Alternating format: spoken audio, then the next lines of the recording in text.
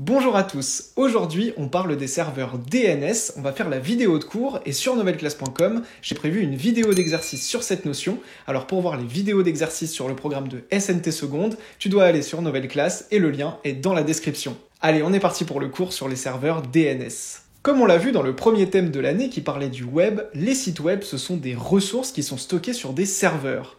Chaque serveur, c'est donc une machine qui est connectée à Internet. Chacun de ces serveurs et donc chacune de ces machines connectées à Internet, eh bien elle a une adresse IP, comme on l'a vu dans la vidéo de cours précédente. Cela veut dire que pour accéder aux ressources d'un site web, on devrait taper dans notre navigateur l'adresse IP du site web que l'on veut visiter. Le problème, c'est que les adresses IP, forcément, elles sont très difficiles à retenir. Dans notre navigateur, on va donc plutôt taper une adresse symbolique qui sera beaucoup plus facile à retenir. Par exemple, les fichiers de mon site web Novelle Classe, ils sont à une certaine adresse IP, mais pour accéder à ces fichiers et donc à mon site web, on va pas taper cette adresse IP dans le navigateur, mais plutôt taper novelleclasse.com qui est l'adresse symbolique de mon serveur. Mais du coup, ça veut dire qu'on va devoir faire un lien entre l'adresse IP de la machine et son adresse symbolique. Un lien qui permet de retrouver l'adresse IP à partir de l'adresse symbolique entrée par un utilisateur. Eh bien, c'est pour cela qu'on parle des serveurs DNS, car ce sont les serveurs DNS, Domain Name System, qui permettent de faire le lien entre les adresses IP et les adresses symboliques. Les serveurs DNS, ce sont en fait des annuaires qui donnent la correspondance, comme je te l'ai dit,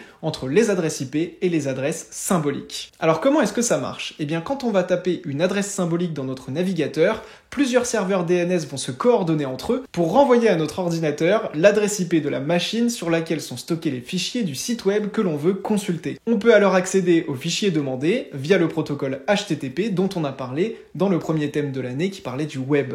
On peut assez facilement retrouver l'adresse IP à partir de l'adresse symbolique et on verra comment faire dans les vidéos d'exercice sur novelleclasse.com. Je te montrerai aussi comment j'ai fait pour configurer le site novelleclasse.com pour que vous n'ayez pas à taper l'adresse IP de Novelle Classe pour accéder au site, mais bien l'adresse symbolique. Je vous montrerai un petit peu les dessous du décor dans la vidéo d'exercice sur novelleclasse.com. Et voilà, on a fini le cours sur les serveurs DNS. Maintenant, je vous attends sur novelleclasse.com pour les exercices. Le lien est dans la description.